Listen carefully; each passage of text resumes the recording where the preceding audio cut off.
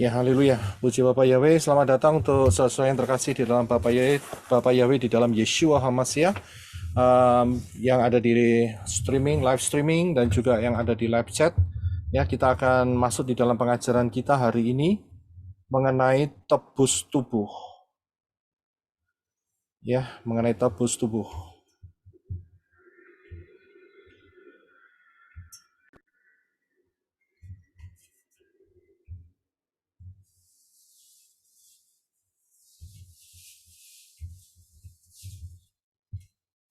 Iya, haleluya.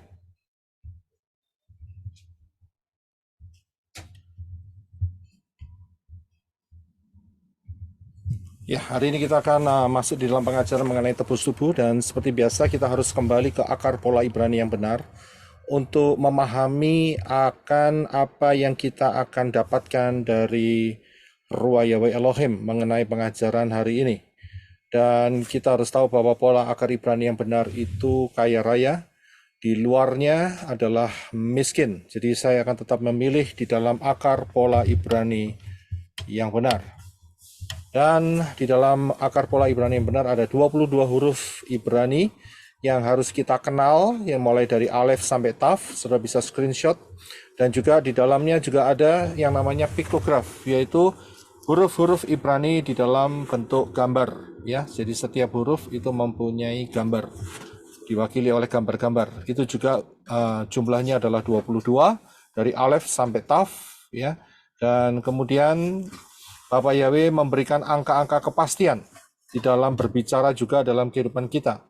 Jadi dengan menggunakan angka gematria yang ada di dalam 22 huruf Ibrani itu, kita mendapatkan kekayaan yang luar biasa dan kita mendapatkan kepastian yang dahsyat dari Bapak Yahweh mengenai pola-polanya. Ya, ini sangat ajaib, ini sangat dahsyat. Dan ini merupakan satu paket yang tidak bisa dipisahkan. Ya, sehingga Bapak yang menggunakan huruf-huruf Ibrani, huruf-huruf piktograf, dan juga angka-angka kepastian daripada angka gematria untuk berbicara kepada saudara dan saya, ya, supaya kita tetap ada di jalur daripada Bapak Yahweh dalam Yeshua HaMashiach yang mengarah kepada rapture. Ya, dan jangan pula lupa mengenai prinsip nubuat, yaitu nubuat adalah pola. Prophecy is a pattern. Ya, ini sangat penting sekali untuk dipahami, sangat kritikal dan sangat penting sekali. Jadi kita harus melihatnya sehingga kita akan mendapatkan kekayaan yang lengkap yang telah disediakan oleh Bapak Yahweh di dalam kehidupan kita. Ingat juga, jangan lupa bahwa satuan pola waktu daripada Bapak Yahweh adalah angka 7, angka Zayin. Ya, ini adalah polanya. Ya, angka 7. Jadi jangan pernah keluar, dan disinilah kita akan mendapatkan kekayaan yang luar biasa. Nah, baik, kita masuk di dalam pengajaran ini, karena pengajaran ini berhubungan dengan kemah suci. Ya, berhubungan erat sekali dengan kemah suci. Karena itu saya berikan landasan kemah sucinya terlebih dahulu, bagannya, sehingga saudara paham. Ya, kemah suci ini didirikan oleh Moshe atas perintah daripada Bapak Yahweh di atas gunung.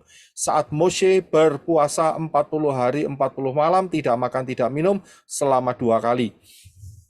Ya, jadi ini diberikan Bapak Yahweh pola ini, dan ini adalah pola yang dilihat oleh Moshe di Syamayim. Jadi ini adalah pola Syamayim, saudara.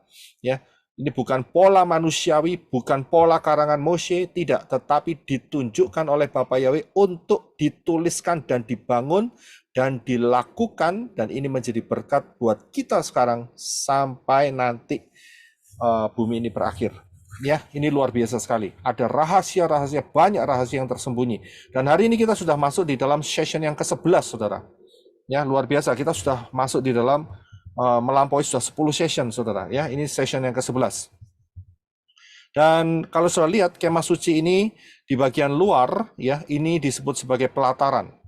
Ya, setelah masuk ke pintu, ya, di situ ada pintu sebelah kiri, ya, itu satu-satunya pintu, ya, jadi pintunya satu untuk masuk ke dalam kemah suci ini. Satu-satunya pintu, tidak ada pintu yang lain. Tidak boleh juga untuk melompati pagar, itu namanya maling. Ya, jadi harus masuk melalui pintu, dan pintu itu adalah Yeshua. Masuk di dalam pintu itu, maka kita temukan yang namanya pelataran. ya, pelataran.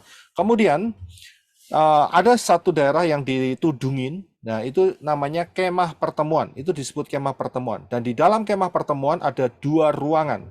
Yang paling depan, ya, setelah pelataran itu adalah ruang kudus, dan yang paling dalam adalah ruangan Maha Kudus. Ya, inilah yang disebut kemah pertemuan. Nah, kita akan lihat bagannya, ya, benda-bendanya. Jadi kita tahu ya, bagian luar adalah pelataran, dan di pelataran ada dua benda. Benda yang pertama adalah mezbah korban bakaran yang terbuat dari tembaga. Ini semua pengajaran ini sudah saya berikan mulai session yang pertama sampai session yang 10 ya. Dan terus saudara yang belum mendapatkan ini, tolong saudara bisa kembali untuk melihat pengajaran-pengajaran sebelumnya ya. Karena hari ini kita sudah terus advance, masuk ke dalam yang lebih dalam lagi. Jadi kalau saudara ketinggalan pengajaran ini, coba saudara jangan lompat-lompat, kembali ke pengajaran nomor 1, 2, 3, 4, sampai terus 11. Dan seterusnya. Ini tidak lama lagi akan selesai. Ya, jadi saudara jangan lompat-lompat, harus urut. Jadi saudara akan mendapatkan pemahaman yang lengkap dan luar biasa. Ya, jangan seperti kodok ya, lompat-lompat sana. Nggak akan dapat apa-apa. Baik, jadi di dalam pelataran itu ada dua benda. Benda yang pertama adalah mezbah korban bakaran yang terbuat dari tembaga. Dan kemudian benda yang kedua adalah bejana pembasuhan, juga terbuat dari tembaga. Nah, kemudian setelah itu di dalam kemah pertemuan yang tadi ada ditudungin itu, ya, itu di ruangan yang setelah pelataran, yaitu ruang kudus, ya, ruang suci atau ruang kudus. Di sini ada tiga benda. Benda yang pertama adalah menorah 7 kaki dian, dan kemudian benda yang kedua adalah meja roti sajian, dan benda yang ketiga adalah mezbah dupa. Ini adalah 3 benda yang ada di ruang kudus atau ruang suci. Nah, kemudian kita akan masuk di ruang yang paling dalam, yaitu ruang maha suci, ruang maha kudus. Ya, dan di sini hanya ada satu benda, yaitu tabut perjanjian. Ya, jadi saudara paham di sini. Ya, tidak terlalu sulit untuk bisa memahami pengajaran ini. Ya, ikutin saja dasar fondasinya, saudara pasti akan mendapatkan, dan Ruah Yahweh Elohim akan menuntun hidup saudara. Nah, kita akan masuk di dalam session yang ke-11, yaitu mengenai tebus tubuh. Ya, tebus tubuh. Nah, kalau saudara belum melihat pengajaran yang satu ini, yaitu tubuh kemuliaan, tolong saudara juga bisa melihat dan mempelajarinya, ya, mendengarkan mengenai apa yang telah saya sampaikan pada Maret 11, ya, di Maret 12 di Indonesia, ya. Ini mengenai tubuh kemuliaan. Saudara bisa dapatkan di channel ini, ya, mengenai tubuh kemuliaan, dan saya yakin beberapa channel juga telah menguploadnya juga, ya, ke channel-channel daripada mungkin Gamal, kemudian sahabatku Adi channel, Koni juga ada, banyak channel lagi ya, Kisyawati kalau nggak salah, ya, itu juga ada, ya. Jadi ada banyak yang sudah mencoba untuk menyebarkan kebenaran firman ini, ya. Jadi saudara harus kembali coba lihat, ini akan memperlengkapi saudara dengan luar biasa, sangat luar biasa. Ya, ada hal-hal yang sudah saya jelaskan di tubuh kemuliaan dan saya tidak ulangin lagi di materi hari ini, yaitu tebus tubuh. Tetapi ini connected, ya, ini berhubungan. Apa yang saya sampaikan hari ini berhubungan dengan pengajaran mengenai tubuh kemuliaan yang saya sampaikan bulan Maret tahun ini, ya, bulan Maret yang lalu. Baik, kita akan lihat ya. Jadi saudara kalau belum mendapatkannya, saudara tolong segera untuk bisa mempelajarinya supaya saudara bisa melihat keindahan, kedahsyatan Davar Elohim, ya. Baik. Nah, kita sekarang ini hidup di tahun 2023 dan ini sangat luar biasa saudara, ya. Karena apa? Ada banyak penyingkapan rahasia Davar Elohim saat kita sekarang ini, dan ini sungguh-sungguh dahsyat saudara. Ini luar biasa. Ya, jangkauan kita ini dengan kita hidup di dalam tahun ini satu anugerah yang luar biasa, sehingga kita bisa melihat jauh sebelum bumi ini ada dan juga jauh sebelum sesudah bumi ini ada. Jadi kita mendapatkan Davar Elohim pengertian ini, kita bisa melihat zaman sebelum bumi ini eksis ya, atau ada nyata ya, yaitu zaman di mana Bapak Yahweh menciptakan Syamayim dan juga isinya di situ, yaitu malaikat-malaikat, kerubim, serafim dan sebagainya. Ya, kita bisa melihat kebenaran itu. Dan juga kita juga bisa melihat kejatuhan daripada malaikat-malaikat yang memberontak kepada Bapak Yahweh. Ya. Dan setelah itu kita bisa melihat petajaman ya, dari sejak kejatuhan Adam sampai kerajaan 1000 tahun, sampai kiamat, sampai kita juga bisa mendapatkan pemahaman mengenai the white throne judgment, pengadilan tahta putih, ya, dan juga sampai lautan api, Gehenna, dan Yerusalem dan bumi yang baru. Lengkap. Di tahun kita ini kita punya kekayaan yang luar biasa, saudara. Ya, kalau saudara tidak mendapatkan, saya bilang rugi besar.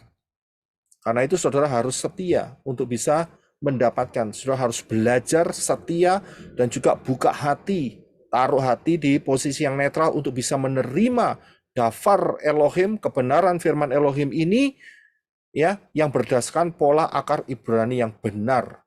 Ya, dan tidak asal comot ayat, acak-acakan dan sebagainya, tetapi semuanya itu menjadi satu the big picture, yaitu satu gambaran yang luar biasa, rencana Bapak Yahweh dari kekal menuju kekal. Di tahun kita ini kita bisa mendapatkan itu semua. Karena itu jangan sampai saudara nggak mendapatkan, rugi besar, ya, rugi besar.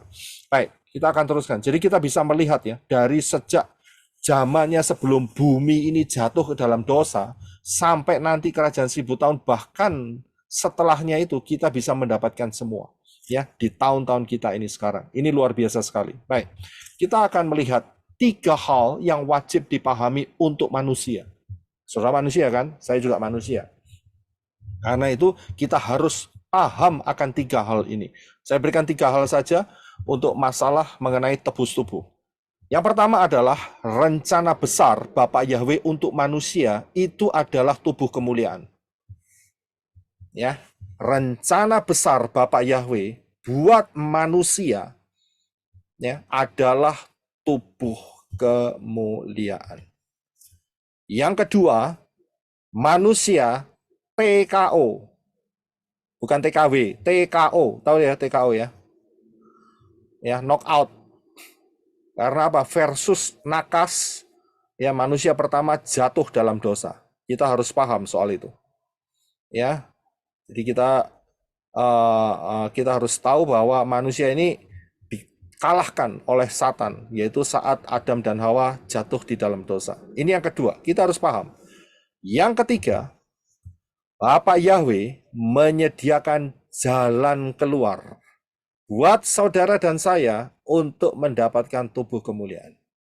3 hal ini pegang baik-baik yang berhubungan dengan materi kita hari ini, yaitu tebus tubuh dan juga mengenai tubuh kemuliaan yang telah saya sampaikan. Ya, jadi 3 hal ini kita perhatikan baik-baik. Nah, kita akan lihat satu persatu. Yang pertama adalah rencana besar Bapak Yahweh untuk manusia itu adalah tubuh kemuliaan. Kita baca terlebih dahulu, yaitu di dalam Kejadian 2 ayat 25. Silakan Henok untuk bisa bantu kita membaca. Terima kasih. Mereka keduanya itu telanjang, manusia dan istrinya, namun mereka tidak merasa malu. Ya, terima kasih. Ingat, tadi saya katakan 3 hal yang wajib dipahami oleh manusia. Yang pertama adalah rencana besar Bapak Yahweh untuk manusia, yaitu saudara dan saya, adalah tubuh kemuliaan. Rencana ini bukan untuk malaikat. Malaikat tidak pernah tertulis diciptakan memiliki tubuh yang dari tanah. Tidak pernah. Jadi ini khusus buat manusia, yaitu tubuh kemuliaan. Tetapi ingat, manusia harus melalui proses. Ya, Proses ini penting, saudara. Ya, siapa yang di sini bisa bikin kue? Saya yakin ibu-ibu ya bisa bikin kue, ya.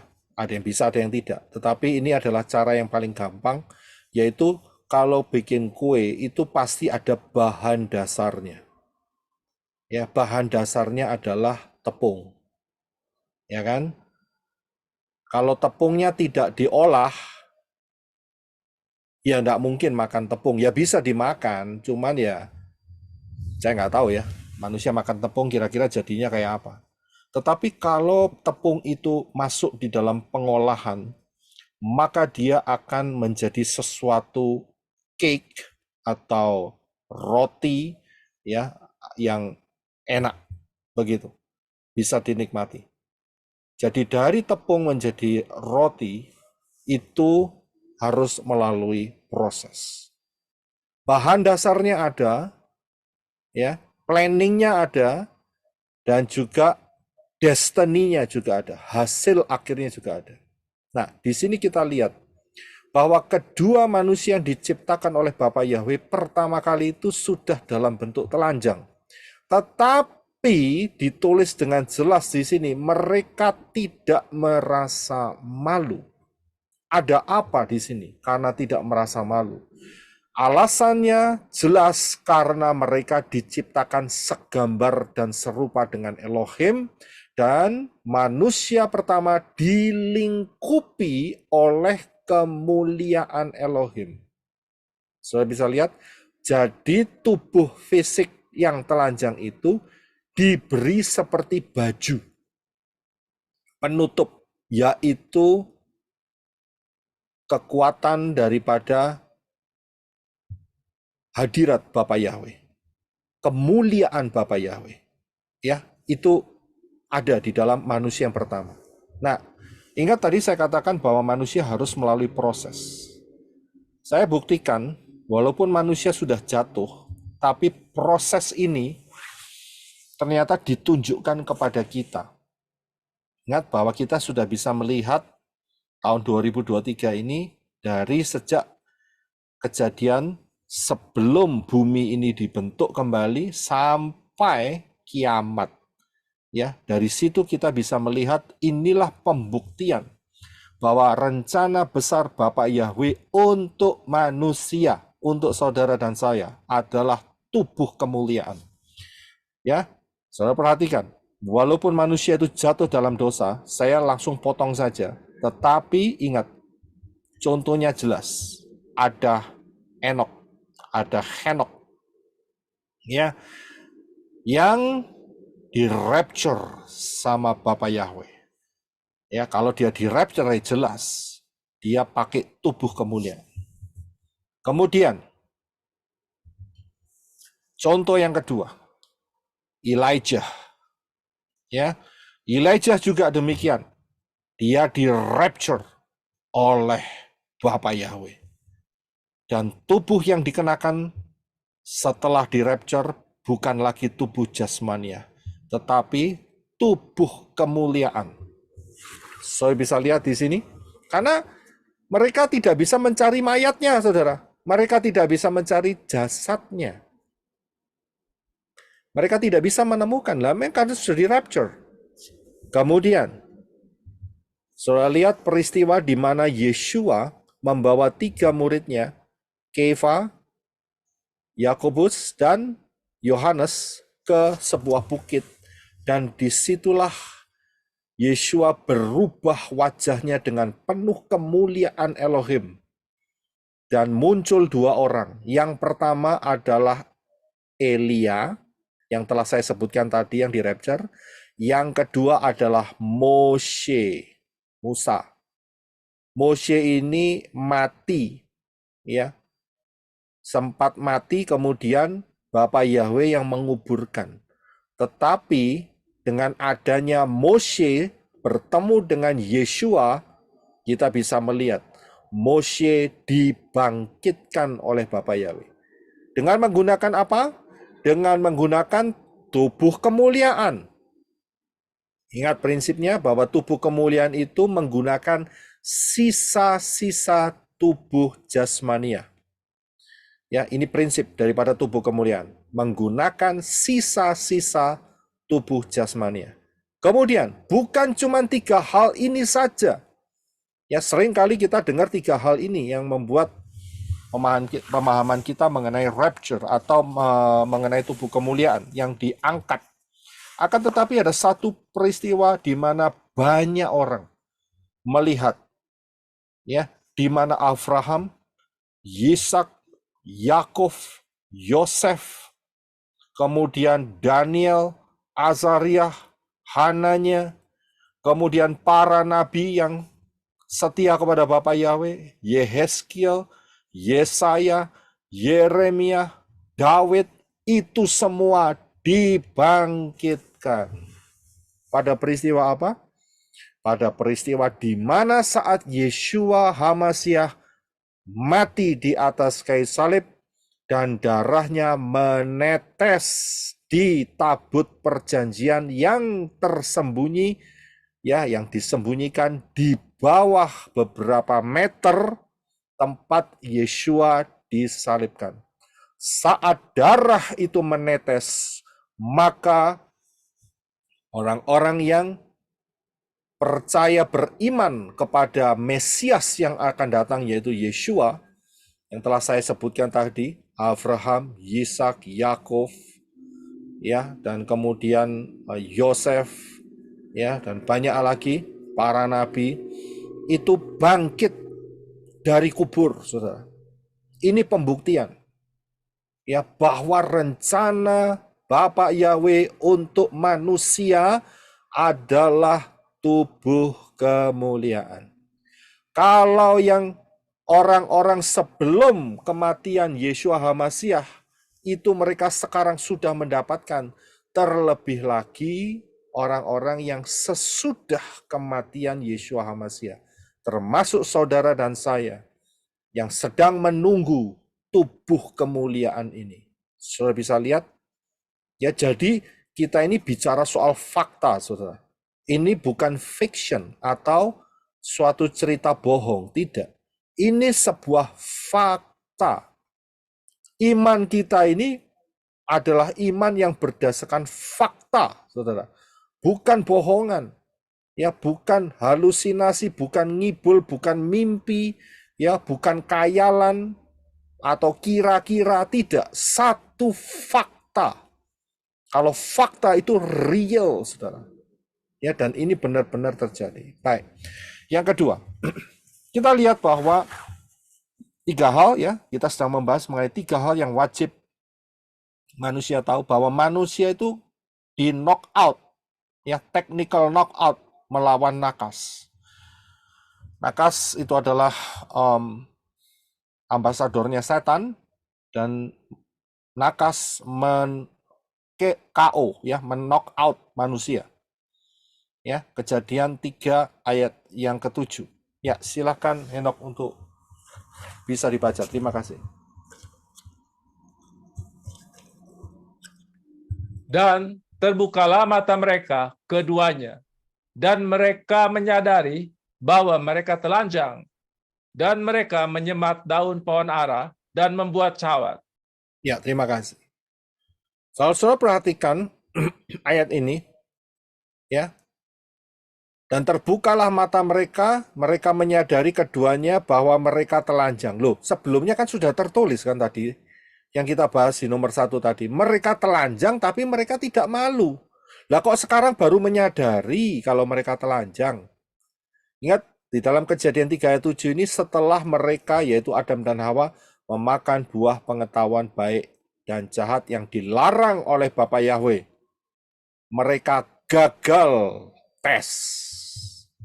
Jadi gagal di dalam proses, dan mereka harus menanggung akibatnya, yaitu kemuliaan Yahweh yang menutupi mereka sehingga pada saat mereka telanjang tetapi mereka tidak merasa malu.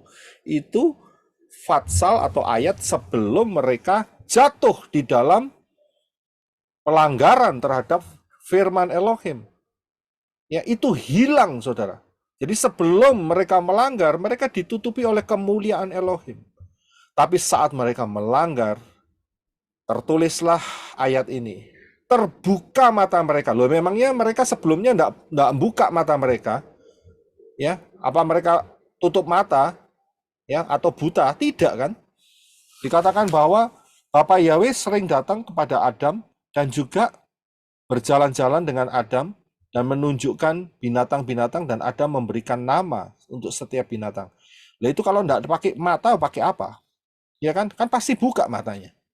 Nah kok ini ayat ini berkata terbukalah mata mereka. Ini dia. Selubung kemuliaan Elohim itu diangkat hilang dari hidup mereka. Sehingga mereka menyadari bahwa mereka telanjang. Saya bisa lihat. Jadi ada selubung yang terangkat. Sehingga mereka lihat, wah telanjang. Dan mereka menyadari dosa yang telah mereka perbuat. Sehingga mereka mencoba untuk menyemat atau menganyam ya daun pohon ara ya untuk menutupi ketelanjangan mereka. Ya pasti tidak akan lama ya. Kalau sudah tahu pohon ara, daunnya itu kalau sudah potong nggak sampai sehari sudah mengkeret semua, tahu ya, mengkeret tahu ya, sudah ngelinting semua itu, sudah apa itu namanya, apa bahasa Indonesia yang melinting ya, mengkeret semua ya, keriput semua ya, sudah kering semua ya. Jadi tidak mungkin mereka bisa bertahan dengan lama untuk menutupi ketelanjangan mereka. Jadi kita harus tahu yang kedua, bahwa manusia di knock out oleh nakas sehingga jatuh. Nah, kita lihat yang ketiga.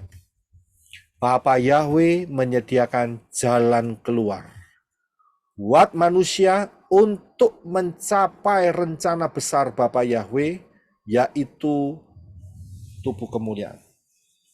Ya, jalan keluarnya apa? Jalan keluarnya adalah pola kemah suci. Ini dia jalan keluarnya, saudara. Maka itu pengajaran kemah suci ini sangat menarik sekali, saudara. Kode-kodenya banyak sekali dan sangat luar biasa. Saudara perhatikan baik-baik. Ini kasih Bapak Yahweh yang luar biasa. Karena pola ini adalah pola Shamayim, pola sorga. Ya, ini bukan pola dasar pikiran manusia, tidak. Ini dari Bapak Yahweh sendiri yang ditunjukkan kepada Moshe, dan Moshe harus membuatnya persis seperti yang ada di Shamayim, yang ada di sorga. Ya, baik. Inilah kuncinya, yaitu pola kemah suci. Dan saudara akan melihat jalan ini, saudara harus menjalaninya untuk bisa mencapai tubuh kemuliaan. Kita akan lihat ya, pelan-pelan. Yang pertama, mekanisme kerjanya bagaimana daripada kemah suci ini. Yang pertama, saudara harus lihat bahwa kemah suci ini hanya ada satu pintu. Sebelah kiri itu ada pintu. Ya, satu pintu saja. Ini sudah saya bahas di materi yang nomor pertama. Kemah suci nomor pertama. Pintu ini adalah Yeshua HaMashiach. Jadi kalau di luar pintu ini, maka tidak ada keselamatan, saudara. Ya, tidak ada keselamatan di luar pintu. Jadi satu-satunya cara harus masuk melalui pintu, tidak boleh lompat pagar. Hanya satu pintunya. Dan saat masuk, menerima Yeshua HaMashiach. Ya, bukan menerima Yesus, bukan. Karena itu huruf Ibrani itu Yod Shin Waw Ayin, itu bunyinya Yeshua, bukan Yesus. Jadi paham ya. Untuk teman-teman yang baru pertama kali jangan kaget. Saudara lihat perbedaan antara Yeshua vs Yesus. Pilih mana? Coba lihat kembali ke sana. Ada di di channel saya ini ya, bagian video. Ya, coba itu video singkat cuma 30 menit, saudara bisa mempelajari di sana. Jadi, pintu itu adalah Yeshua, bukan Yesus. Ya, karena tulisannya adalah Yod Shin Waw Ayin, ya, yang dibaca Yeshua, bukan Yesus, bukan Jesus, bukan Yesus, bukan Yesus. Jadi paham ya. Jadi di sini penting sekali masuk melalui pintu dan mendapatkan keselamatan. Jadi hanya melalui Yeshua keselamatan itu diberikan. Nah, saat manusia itu masuk di dalam keselamatan ini, yang ditebus atau dibeli itu hanya jiwa roh saja. Tubuhnya tidak. Atau boleh saya katakan bukan tidak, yaitu belum. Ya, lebih pasnya itu adalah belum. Jadi saat kita menerima, manusia menerima keselamatan yang diberikan oleh Yeshua HaMasyiah, hanya jiwa rohnya saja yang ditebus. Kalau ditebus itu untuk bangsa Yahudi. Kalau saudara dan saya bukan keturunan Yahudi, maka kita ini bukan ditebus, tapi dibeli. Itu beda. Ya, beda antara ditebus dan dibeli.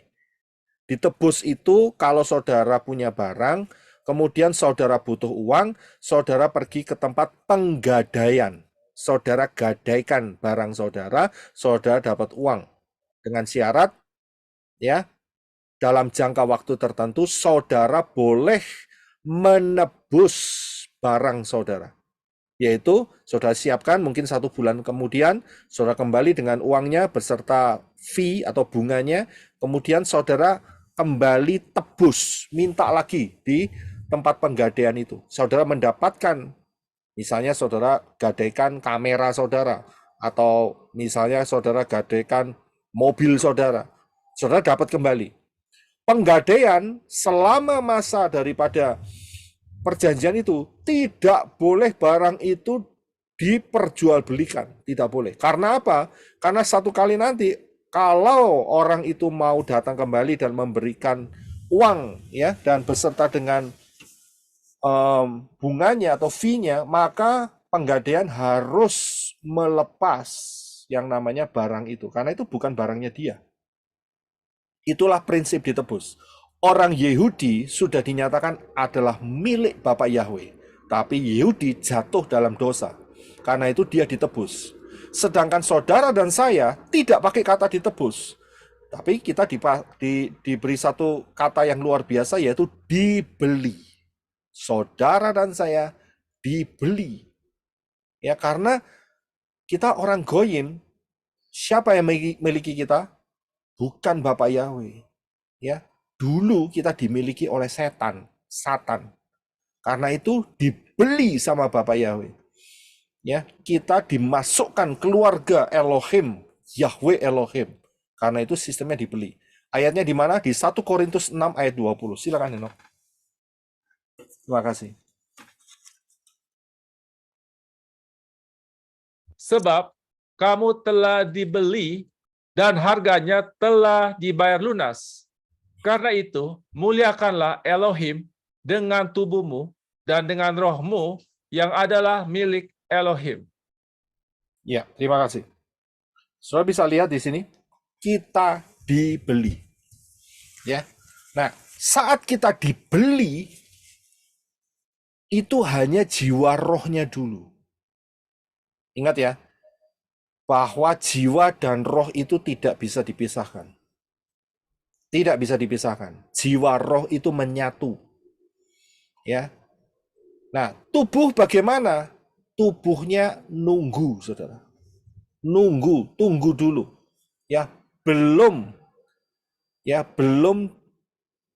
mendapatkan penebusan atau pembelian dengan lunas. Yang sudah adalah jiwa rohnya. Perhatikan yang akan saya sampaikan ini. Nanti saudara akan mengerti. Langkah berikutnya, setelah menerima Yeshua, di mana jiwa roh kita dibeli, maka next step atau step berikutnya, yaitu harus masuk di dalam proses pendewasaan rohani. Dan proses pendewasaan rohani ini adalah sebuah perjalanan, journey of faith. Perjalanan iman. Dan ini dimulai dari tirai.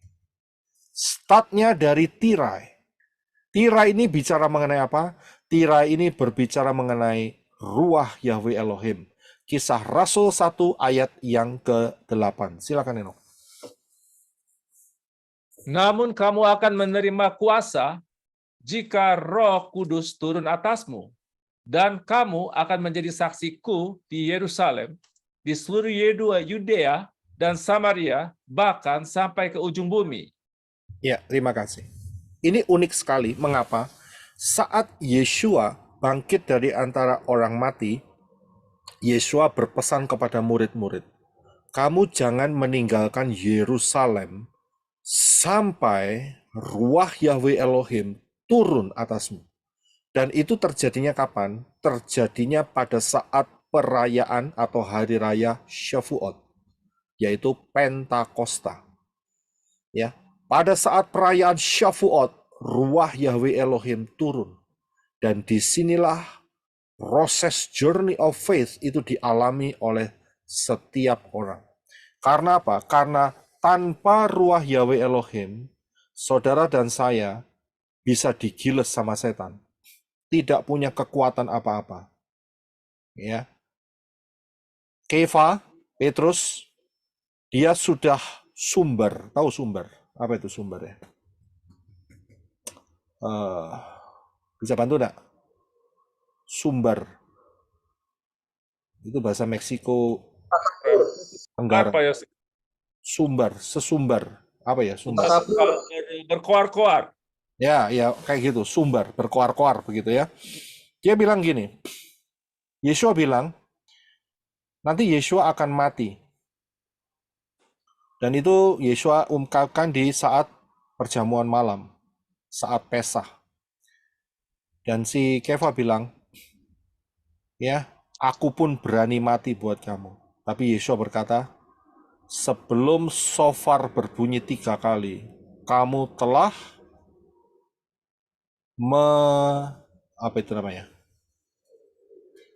menyangkal aku. Sudah bisa lihat, ada Yeshua loh di situ, tapi Kefa belum penuh ruah Yahweh Elohim. Ya, walaupun dia punya keberanian, keberangasan, dan dia itu bawa senjata, saudara. Ya, dia bawa pedang itu 2, ya di pinggangnya. Tapi apa yang terjadi? Tanpa ruah Yahweh Elohim, ujung-ujungnya juga jatuh, saudara. Ya, dengan anak kecil dikatakan, kamu kan pengikutnya Yeshua, gitu. Apa yang dia katakan si Kefa? Kefa berkata, oh no, saya enggak, saya tidak kenal dia. Dan dia lakukan 3 kali. Dan Kefa jatuh saat itu. Kenapa? Karena tidak ada ruah Yahweh Elohim. Tidak ada kuasa. Ya. Dalam bahasa Yunani-nya, kuasa di sini adalah dunamos. Suatu kekuatan seperti dynamite, saudara. Ya, dinamit, suatu kayak bom yang menghancurkan. Suatu kuasa yang membuat orang berani untuk tetap pegang teguh kepada dafar Elohim, firman Elohim. Ini kuasa dari ruah Yahweh Elohim. Nggak takut, ya, mau diapain aja, toh ya mati masuk Syamayim. Nggak takut, ya. Itu kuasa daripada ruah Yahweh Elohim. Sudah bisa lihat di sini. Tanpa itu nggak mungkin bisa. Karena itu setelah tirai, itulah yang namanya journey of faith with ruah Yahweh Elohim. Suatu perjalanan iman bergandengan penuh dan dipimpin oleh ruah Yahweh Elohim. Karena itu startnya di tirai. Nah, ada beberapa hal yang harus saya berikan supaya saudara betul-betul paham di dalam journey of faith ini.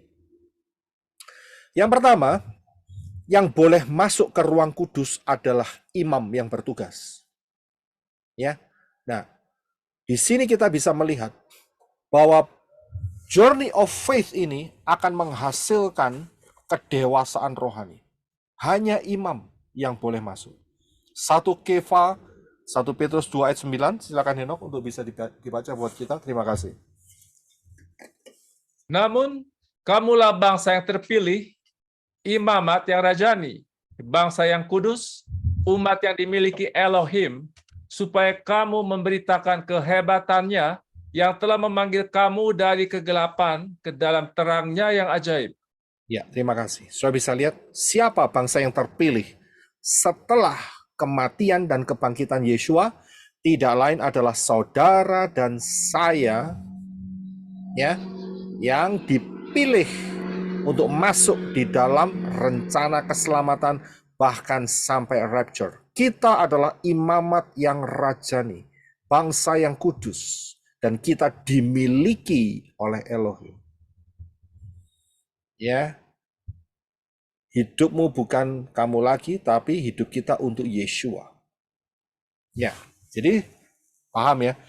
Inilah yang membuat journey of faith kita ini kita jadi dewasa, tidak terus kanak-kanak. Ya, tidak terus kanak-kanak. Kanak-kanak tidak boleh melayani Elohim, tidak boleh.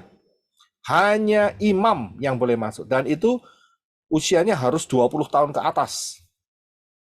Ya, yang boleh. Jadi usia kedewasaan. Nggak boleh anak 10 tahun kemudian masang lampu menorah pelitanya. Ya, nggak boleh membakar dupa, tidak boleh. Hanya imam yang usianya sudah 20 tahun ke atas. Sudah dewasa. Ya, inilah tingkat kedewasaan. Yang pertama itu. Yang kedua, kalau sudah lihat ada tudung, ya, kemah pertemuan. Ini kan kemah kan? Tadi kan saya sudah ungkapkan di atas. Kemah ini ada tudungnya, ya, kemah pertemuan. Nah, kita akan lihat. Saya akan cepat saja untuk memberikan hal ini, ya. Soalnya ada banyak rahasia, tapi saya berikan secara cepat saja karena fokus kita ada di dalam tebus tubuh. Silakan dibaca Keluaran 26 ayat 3 dan 6. Silakan Henok. Terima kasih. Haruslah 5 lembar tenda menjadi rangkaian satu terhadap yang lain, dan 5 lembar tenda menjadi rangkaian satu terhadap yang lain. Haruslah engkau membuat 50 pengait emas, dan engkau harus menggabungkan tenda-tenda itu satu terhadap yang lain dengan pengait-pengait itu, dan haruslah tabernakel itu menjadi satu. Ya, terima kasih. Saudara bisa lihat di ayat 3 dikatakan ada 5 lembar tenda dirangkai jadi satu. Kemudian ada 5 lembar lagi dirangkai jadi satu. Jadi sebetulnya tenda itu lapisannya ada 10, saudara. 10 lembar. Tapi caranya 5 jadi satu, 5 jadi satu. Dari sini kita bisa lihat ada angka 1 dan 5. Ya, dan kemudian setelah itu harus ada 50 pengait emas. 50. Nah, kita bisa lihat dari ini. 15 adalah 1 dan 5. Jadi 5 dirangkap jadi 1, 5 dirangkap jadi 1. Ya, itu berbicara tentang nama Yahweh. Jadi orang-orang yang masuk di dalam journey of faith dan mau didewasakan itu dinaungi oleh Yahweh Elohim. Sudah bisa lihat di sini. Bukan orang yang di pelataran, bukan orang yang kanak-kanak atau yang tidak masuk di dalam kemah suci. Tidak ada naungan khusus dari Bapa Yahweh. Saudara dan saya yang mau bertumbuh, terus bertumbuh ya, dengan baik dan benar. Ingat ya, ada yang bertumbuh salah berarti dia keluar. Yang mau bertumbuh baik dan benar, saudara dinaungi oleh Bapa Yahweh. Itu pasti. Arahnya pasti, saudara. Ya, lihat di situ ada 1 dan 5, 1 dan 5. Kalau rangkapannya, kalau apa itu namanya, tendanya 10, 10 itu adalah yod. Yod itu, ya, yod 10. Ya, ada 10. 10 itu berarti tangan, di mana tangan Bapa Yahweh. Ya, tangan Bapa Yahweh yang akan menuntun kerohanian saudara, kerohanian saya, untuk terus ada di dalam jalur yang benar. Angka 15 itu adalah Yod dan Hei. Yod Hei, Yah. Kemudian, bukan cuma di situ saja. Dibuktikan bahwa harus ada 50 pengait emas. Ya, untuk menggabungkan tenda-tenda itu, pengaitnya harus 50. Nggak boleh 51, nggak boleh 49, harus pas 50. Nggak boleh lebih, nggak boleh kurang. Nah, 50 itu apa? 50 adalah angka Yobel.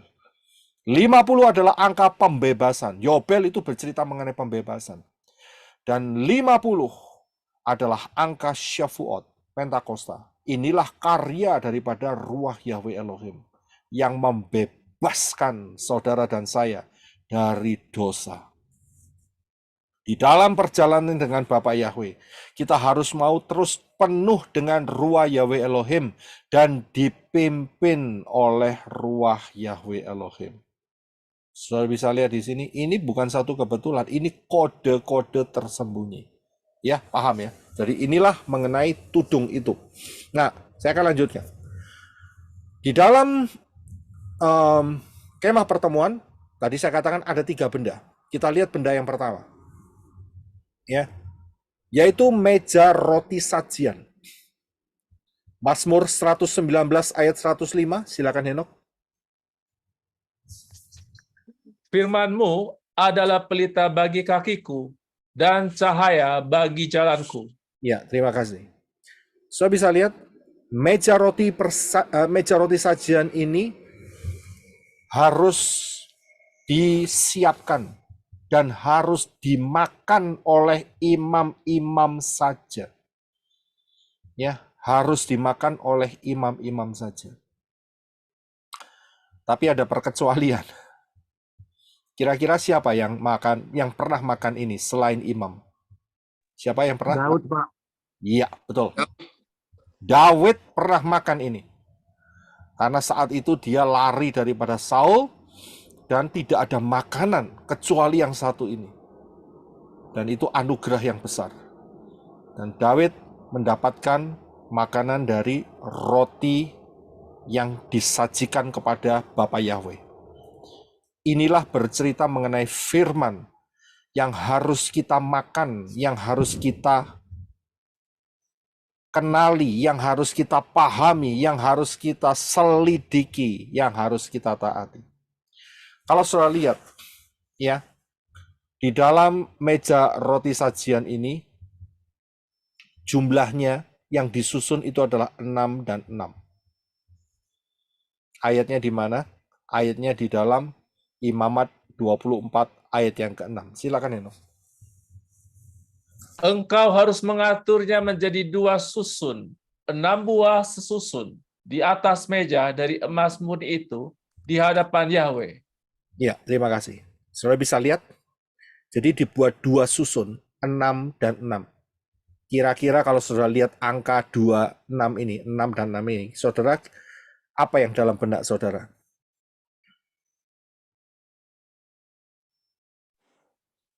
Saudara boleh open mic. Menurut saudara? Tamak dan berita dasar. Firman. Tinggal bakal anti Hamasya. Kalau anti Hamasya enggak. Jumlah Manusia. perjanjian baru Ya. 66 kitab. Jumlah kitab. Tanak plus Brit Kadasa. Jumlahnya adalah 66. Sudah bisa lihat? Kelihatannya unik, tapi ini realita. Ya, Tanak dan Brit Kadasa, jumlah total kitabnya, ya, Tanak itu memang ada dibagi-bagi, ya.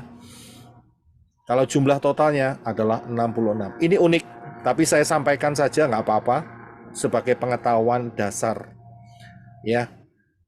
Nggak ada salahnya karena ini juga tidak melawan firman.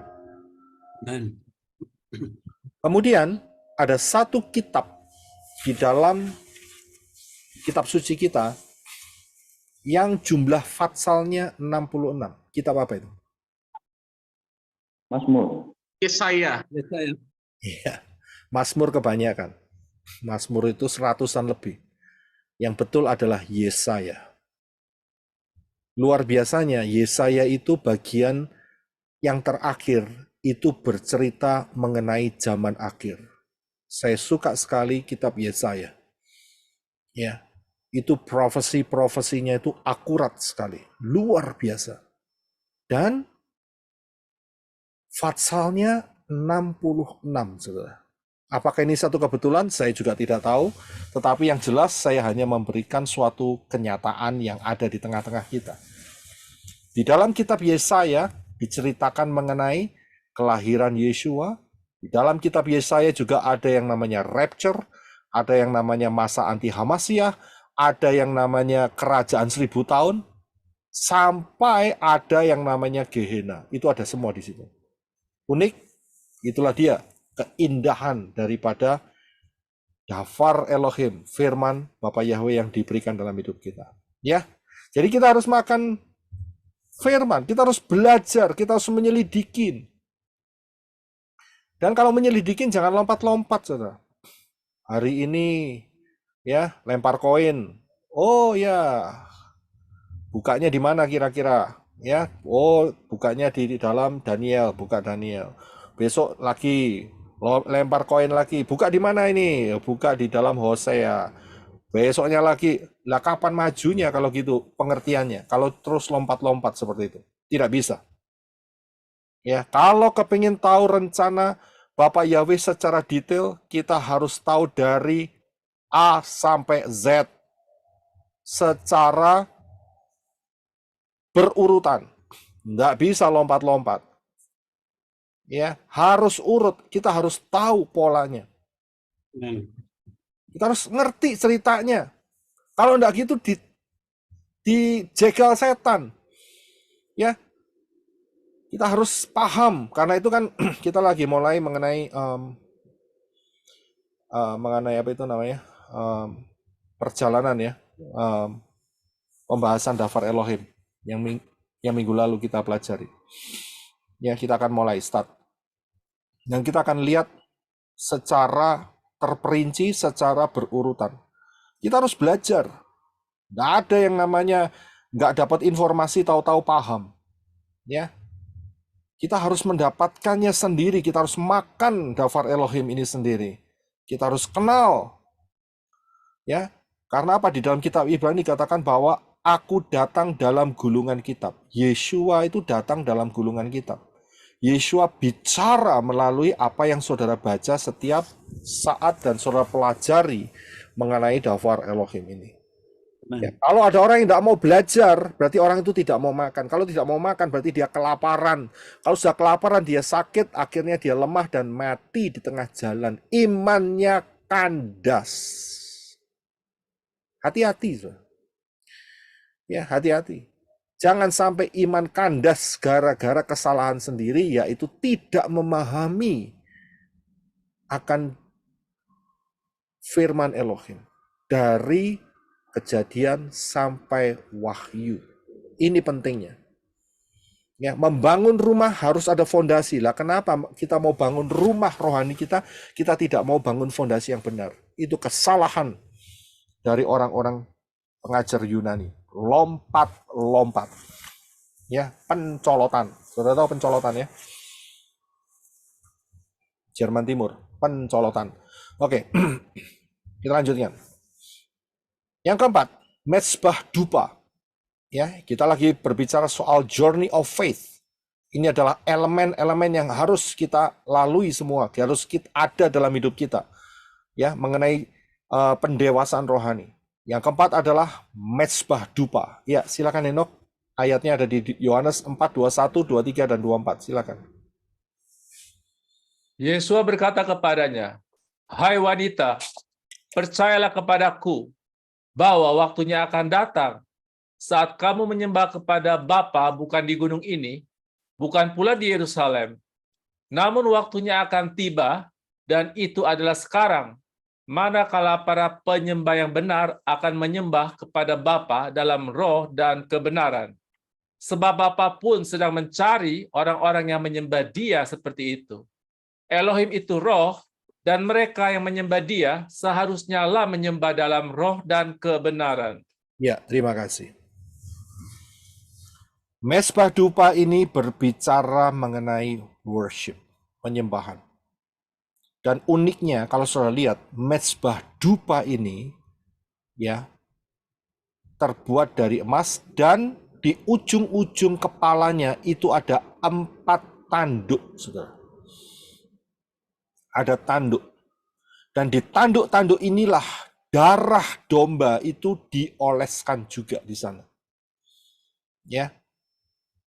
Tanduk itu berbicara mengenai kekuatan. Orang yang menyembah Bapa Yahweh, dia punya kekuatan. Dan setan ngiprit tidak berani dekat-dekat.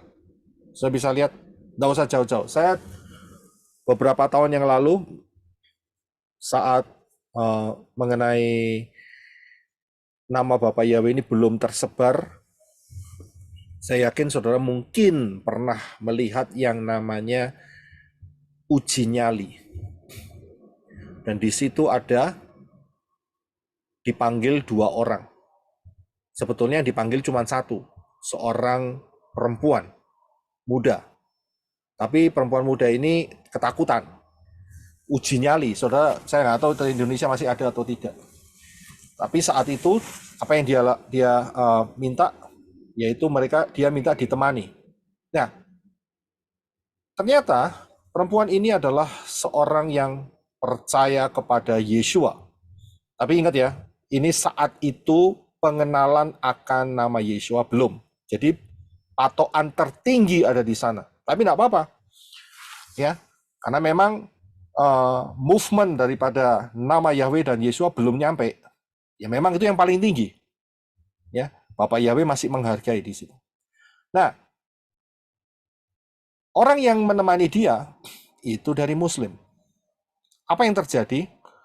Sudah dikasih tahu syarat-syaratnya dan ditaruh di satu tempat yang aura setannya itu kencang sekali. Ya, dan apa yang terjadi?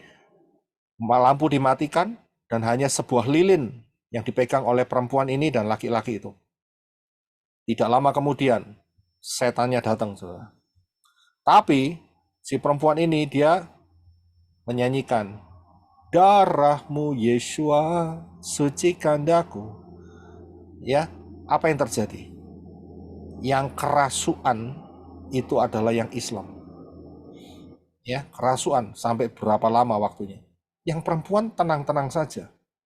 Ingat, dari peristiwa ini, ingat ya, saya nggak ngomong mengizinkan bahwa kalau gitu pakai nama Yunani. Tidak, saya tidak mengendorse, tidak menyetujui dalam hal itu. Tapi ingat, saat itu yang paling tinggi pengertiannya adalah Yunani. Tapi Bapak Yahweh menggunakan itu untuk menyatakan kemuliaannya. Terlebih lagi buat kita sekarang yang telah menerima, telah mengenal nama yang benar, yaitu Yeshua. Kuasanya luar biasa. Kuasanya dahsyat sekali, saudara. Saudara bisa lihat, setan tidak berani dekat, saudara. Tidak berani menjamah. Setan bisa melihat darah Yeshua. Ini penting sekali. Ya, sehingga ada kuasa yang besar di dalam worship, di dalam penyembahan. Ya, ini ajaib sekali. Dan inilah yang direpresentasikan di dalam kemah pertemuan, yaitu mezbah dupa. Yang selanjutnya, menorah. Matius 5 ayat 14. Ini adalah bagian dari Journey of Faith. Silakan Heno. Kamu adalah terang dunia. Sebuah kota yang terletak di atas gunung tidaklah mungkin disembunyikan. Ya, terima kasih. Yeshua adalah menorah, yaitu terang bagi dunia. Tetapi Yeshua mengatakan, kalau kamu di dalam aku, maka kamu juga adalah terang dunia. Sudah bisa lihat? Kita merefleksikan terangnya daripada Yeshua. Kita membawa terangnya Yeshua. Ini adalah bicara mengenai ministry, pelayanan. Ini adalah journey of faith yang wajib untuk setiap anak-anak Bapak Yahweh jalani. Sudah bisa lihat?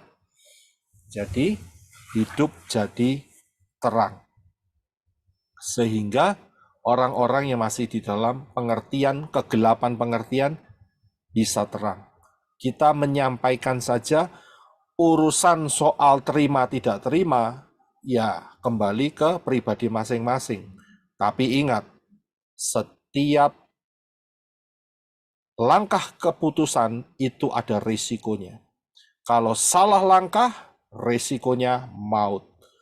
Ada jalan yang dikira lurus, tapi ujungnya maut, saudara. Jadi kita harus hati-hati. Orang yang salah pilih, jangan bangga. Ya, jangan bangga kalau sudah dikasih tahu nama Yahweh tetap mempertahankan diri kekeh kepada nama Yunani. Hati-hati, hati-hati. Ya, berat hukumannya. Sangat-sangat berat. Karena apa? Itu merupakan roh pemberontakan. Udah dikasih tahu nggak mau tahu. Kan itu namanya ndablek. Ya tahu ndablek ya. Ya. Ndablek itu bahasa Papua Nugini.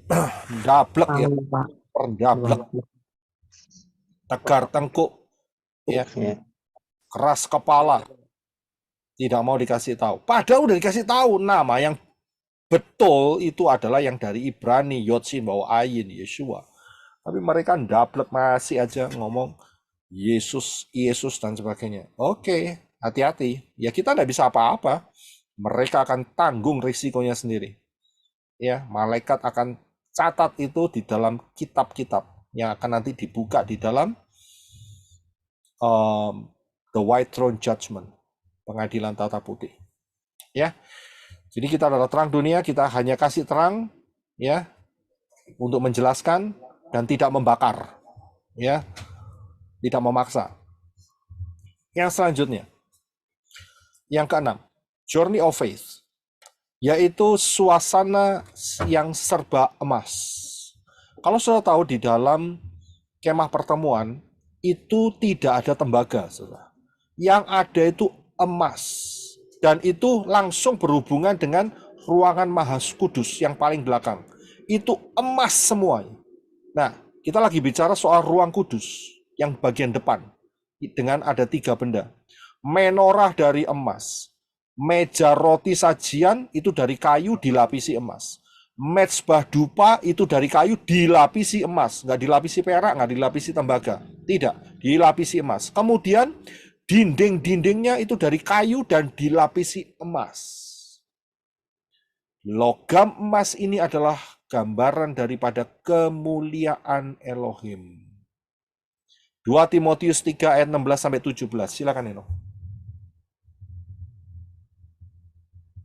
Semua firman yang diilhamkan Elohim itu berguna untuk mengajar, memberi teguran, memperbaiki kesalahan, dan mendidik dalam kebenaran, supaya manusia Elohim menjadi sempurna, diperlengkapi untuk melakukan setiap perbuatan baik. Ya, terima kasih. Saya lihat firman Elohim, itu firmannya kan ada di meja roti sajian, ya kan? Berguna untuk apa? Untuk ngajar, ngasih teguran.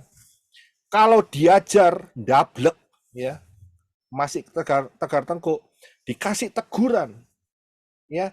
Dan untuk apa? Untuk memperbaiki kesalahan. Wah, ini salah nih jalan saya nih. Kita harus benar nih. Wah, ini nggak boleh nih makan kerang nih. Ya, kita harus perbaiki. Itu suatu kesalahan. Ya, karena itu bukan makanan. Ya. Dan mendidik di dalam kebenaran. Jadi ya, dafar Elohim, firman Elohim ini mengajar, memberi teguran, memperbaiki kesalahan, dan mendidik dalam kebenaran. Kalau tidak mau, berarti itu menolak firman Elohim, nggak mau diajar, ya, nggak mau ditegur, nggak mau diperbaiki, nggak mau dididik. Itu namanya kurang ajar. Ya, kalau kurang ajar ya keluar saja, ya sudah keluar secara journey of faith, dia didiskualifikasi, dia keluar, nggak mau diajar, nggak mau ditegur, nggak mau diperbaiki, nggak mau dididik, seenaknya sendiri, itu namanya liar. Kalau liar seperti siapa?